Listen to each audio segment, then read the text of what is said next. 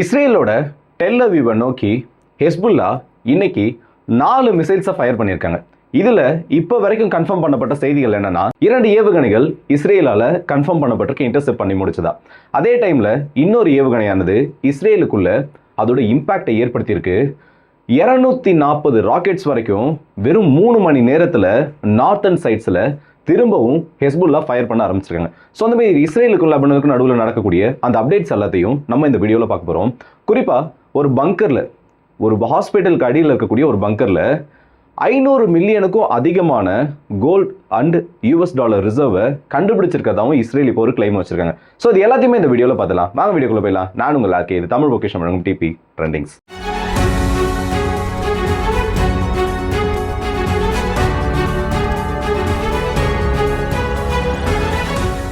இஸ்ரேல்ல இன்னைக்கு காலையில ஏர் right அலார்ம்ங்கிறது del அவீவையும் பக்கத்தில் இருக்கக்கூடிய பென்குரியன் ஏர்போர்ட்டை சுற்றி இருக்கக்கூடிய ஒரு 40க்கும் அதிகமான பகுதிகளில் தொடர்ந்து இடைவிடாம ஒலிக்கப்படுது.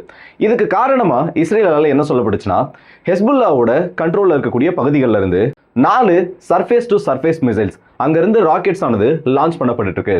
இதோட இம்பாக்ட் ஆனது தலைநகர் டெல் அவீவையும் அதை சுற்றி இருக்கக்கூடிய 4-5 கிலோமீட்டர் தொலைவுடைய பகுதிகளுக்கு எங்க வேணாலும் விழும். இதனால உடனடியா மக்கள் எல்லாருமே பங்கர்ஸ் நோக்கி ஓடிருங்க. இப்போ ரொம்ப ஒரு எமர்ஜென்சி சுச்சுவேஷன் ஆனது இந்த இடத்துல நிலவிட்டு இருக்கு. அடுத்த அப்டேட்ஸ் வர வரைக்கும், அடுத்த தகவல் வர வரைக்கும் யாரும் இந்த பங்கர்ஸ் விட்டு வெளியில வரக்கூடாதுன்னு இஸ்ரேலோட அரசாங்கம், இஸ்ரேலோட ஆர்ம்டு ஃபோர்ஸஸ் ஒரு ரெட் அலர்ட்டை கொடுக்குறாங்க. இப்படி கொடுத்ததுக்கு அப்புறமா முதல்ல வந்த தகவல் என்னன்னா, 4 ஏவுகணைகள்ல 2 ஏவுகணைகள் இஸ்ரேலோட ஏர் டிஃபென்ஸ் சிஸ்டம்ஸ்னால டெல் அவீவுக்கு பக்கத்துல வச்சு இன்டர்செப்ட் பண்ணப்பட்டிருக்கு. 3ஆவதா ஒரு ஏவுகணையும் மெடிடேரியன் கடல் பகுதியை ஒட்டின பகுதிகளில் வச்சு இன்டர்செப்ட் பண்ணப்பட்டதா ஒரு தகவலானது வந்திருக்கு. ஆனா 4ஆவதா அந்த ஏவுகணையானது கீழே இம்பாக்டை ஏற்படுத்தியிருக்கு.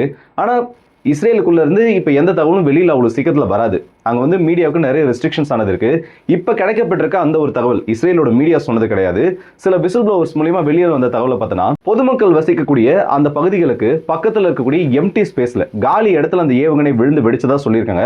ஆனா இதை கன்ஃபார்ம் பண்ற மாதிரி எந்த செய்திகளும் இன்னும் வெளியில கிடைக்க ஆரம்பிக்கல.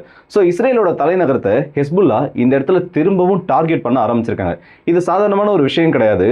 ரொம்ப நாள், ஒரு சில வாரங்கள் கழிச்சு ஹெஸ்புல்லாவோட ராக்கெட்ஸ் இல்ல ஹெஸ்புல்லாவோட மிசைல்ஸ்ன்றது சென்ட்ரல் இஸ்ரேலை நோக்கி இப்ப திரும்பவும் பாய ஆரம்பிச்சிருக்குன்னு சொல்லலாம். இது எந்த அளவுக்கு சீரியஸான ஒரு எஃபெக்டை ஏற்படுத்தியிருக்குன்னா, பெரிய பெரிய ராக்கெட் பேரேஜஸ் 400-500 ராக்கெட்ஸ் ஹெஸ்புல்லாவால் ஃபயர் பண்ணப்படுறப்ப கூட இஸ்ரேலில், அதுவும் பென்குரியன் ஏர்போர்ட்டில் விமான சேவைன்றது ரத்து பண்ணப்படலை. இதுக்கு முன்னாடி ஒரு 4-5 டைம் தான் மேஜராக இந்த ஆப்ரேஷன்ஸ் எல்லாத்தையுமே ஹால் பண்ணி வச்சிருந்தாங்க, அதாவது நிறுத்தி வச்சிருந்தாங்க. இப்போ திரும்பவும் ஒரு 1.5 மணி நேரம் வரைக்கும் இந்த பென்குரியன் ஏர்போர்ட்ன்றது க்ளோஸ் பண்ணப்படுது. தரை இறங்க வந்த நிறைய விமானங்களானது அந்த ஏர்போர்ட்ல தரை இறங்காம நடுவானத்துல வட்டம் அடிச்சுட்டு பக்கத்துல இருக்கக்கூடிய மற்ற ஏர்போர்ட்ஸுக்கு திருப்பி விடப்பட்டிருக்கு. சில ஏர்பிளைன்ஸ்ன்றது திரும்ப அந்த பென்குரியன் ஏர்போர்ட்லயே தரை இறங்க ஆரம்பிச்சிருக்கு. ஸோ இந்த 2 தரப்புக்கு நடுவில் நடக்கக்கூடிய இந்த யுத்தமானது இப்போ ரொம்பவே சீரியஸ் அடைய ஆரம்பிச்சிருக்கு. நெத்தன்யாகுவோட ஹோமை ஹெஸ்புல்லா டார்கெட் பண்ணதுக்கு அப்புறமா. ஸோ ஈரானி இந்த பிரச்சனைக்குள்ள எந்த அளவுக்கு இழுக்க முடியுமோ அது எல்லா வேலைகளையும் இப்போ இஸ்ரேல் செய்ய ஆரம்பிச்சிருக்காங்க. ஐநா சபைக்கான ஈரானியன் மிஷன்ல இருந்து இன்னைக்கு ஒரு தகவலை வெளியிட்டிருக்காங்க. அமெரிக்கா இஸ்ரேலை ரொம்பவே கொம்பு சீவி விட்டுட்டு இருக்காங்க. ஈரானை வந்து எப்போ அடிக்க போகுது, எப்படி எல்லாம் அடிக்க போகுதுன்ற தகவல் எங்களுக்கு தெரியும்னு பிரசிடென்ட் ஜோ பைடனே அவரோட ஒரு பேட்டியில் சொல்லியிருக்காரு. ஸோ இஸ்ரேல் வந்து ஈரானுக்கு எதிரான அந்த பிளானிங்ஸில் ஈடுபடுறது அமெரிக்காவோட அப்ரூவலோட தான் நடந்துட்டு இருக்கு. இந்த இடத்துல அமெரிக்கா இந்த மத்திய கிழக்கில் அமைதியை கொண்டு வரணுன்றதுல கொஞ்சம் கூட விருப்பமே கிடையாது. அப்படி அவங்க அமைதியை கொண்டு வந்துட்டாங்கன்னா இந்த இடத்துல யூஎஸோட பொலிட்டிக்ஸ்க்கு வேலையே கிடையாது. டாலரை பயன்படுத்தி அமெரிக்காவில் மிடில் ஈஸ்ட்ல எதையுமே பண்ண முடியாது.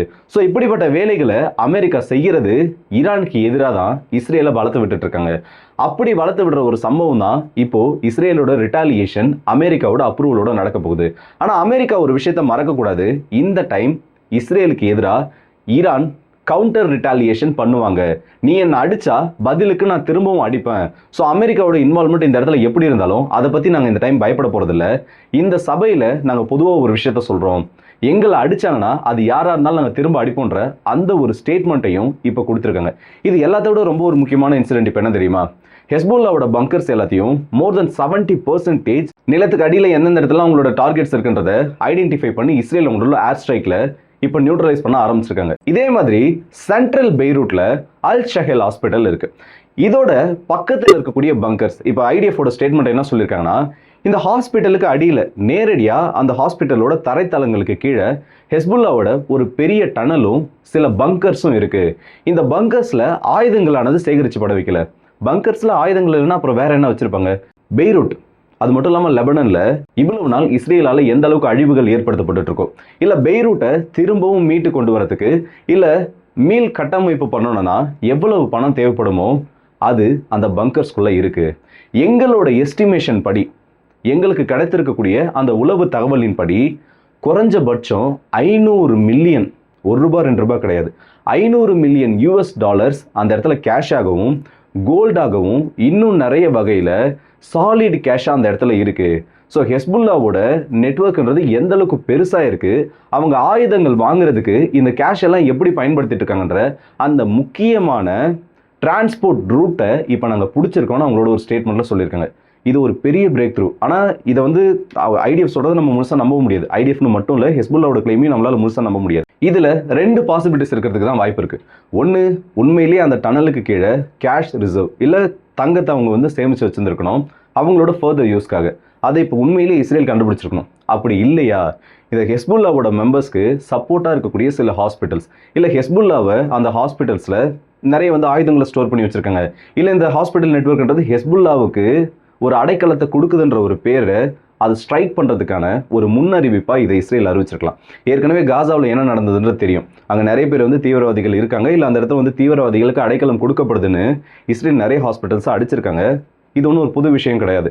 ஸோ இப்போ திரும்பவும் மேபி இஸ்ரேல் அதேமாரி ஒரு விஷயத்தை ட்ரை பண்ணலாம். ஹெஸ்புல்லாவோட நெட்வொர்க்ஸ்க்கு இவங்க சப்போர்ட் பண்ணுறாங்கன்னு அடுத்த ஹாஸ்பிட்டலை டார்கெட் பண்ணுறதுக்காக இப்படி ஒரு செய்தியை வெளியில் சொல்லியிருக்காங்கன்னு சொல்கிறாங்க. ஆனால் இதில் 2வது விஷயம் உண்மையாக இருக்கிறதுக்கான பாசிபிலிட்டிஸ் கம்மி. ஏன்னா இப்போ வரைக்கும் அந்த ஹாஸ்பிட்டலில் அடிக்கலை.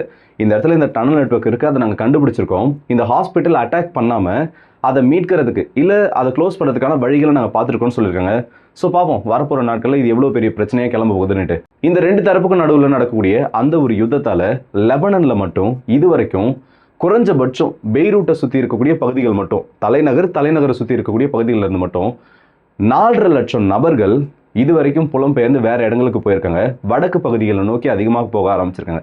ஸோ ஒரு நாட்டுக்குள்ள யுத்தம்ன்றது வரப்போ எந்த அளவுக்கு அது மோசமான விளைவுகளை ஏற்படுத்தும் நம்ம எல்லாமே நினைச்சிட்டு இருக்கோம். நம்ம எல்லாருமே சேஃப் தான், இந்தியாவில் ஏதோ ஒரு மூலையில, தமிழ்நாட்டில் ஏதோ ஒரு மூலையில எங்கேயோ இருக்கும்னு சொல்லிட்டு எல்லாருமே நினைச்சிட்டு இருக்கோம். ஆனால் உலகத்தோட எந்த ஒரு பகுதியும் இந்த இடத்துல சேஃபான ஒரு விஷயம் கிடையாது. ஒரு யுத்தம்ன்றது வெளியில இருந்து பார்க்கறதுக்கு இல்லை இந்த செய்திகளை சொல்றதுக்கோ கேட்கறதுக்கோ ரொம்ப ஒரு இன்ட்ரெஸ்டிங்கான ஒரு விஷயமாகும்.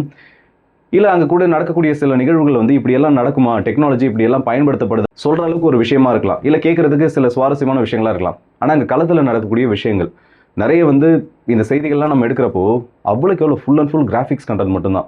அந்த அளவுக்கு சைக்காலஜிக்கலாக அஃபெக்ட் ஆகிற அளவுக்கு பார்க்குற நமக்கே அந்த விஷயங்கள் இருக்குது. இதை நேரில் பார்க்குறவங்க இல்லை அதனால் அஃபெக்ட் ஆகிறவங்களோட நிலைமையெல்லாம் நினச்சி பார்த்தோன்னு வைங்க, உண்மையிலே ரொம்பவும் ஒரு கஷ்டமான நிலைமை தான். ஸோ இந்த யுத்தங்கள் வந்து ஆக்கத்துக்கான யுத்தம் எதுவுமே இங்கே கிடையாது, அழிவுக்கான யுத்தம் மட்டும்தான் இருக்குது. 2 தரப்புக்கும் அமைதியை கொண்டு வர மாதிரி இல்லை 2 தரப்பும் இந்த இடத்துல அவங்களோட மியூச்சுவல் இன்ட்ரெஸ்ட்டை மீட் பண்ணுற மாதிரி இந்த யுத்தத்தை சீக்கிரம் முடிச்சாங்கன்னா வரப்போகிற நாட்கள் அங்கே நடக்கக்கூடிய அந்த இன அழிப்புகளையும் கண்டிப்பாக இந்த உலகத்தில் இருக்க நாடுகளால் காப்பாற்ற முடியும். ஆனால் அந்த பவர் இருக்க நாடுகள் எல்லாமே இந்த யுத்தத்தை இன்னும் வளர்க்குறதுக்கு தான் ட்ரை பண்ணிட்டு இருக்காங்க. யாரும் முடிக்கிறதுக்கான ட்ரையை கொஞ்சம் கூட பண்ணலை. அண்ட் இந்த வீடியோ பற்றி உங்களோட கருத்துக்களை கமெண்ட் செக்ஷனில் சொல்லுங்கள். அடுத்த வீடியோ சந்திப்போம். அது ஒரு எங்கிருந்து விடைபெறுது உங்கள் ஆர்கே.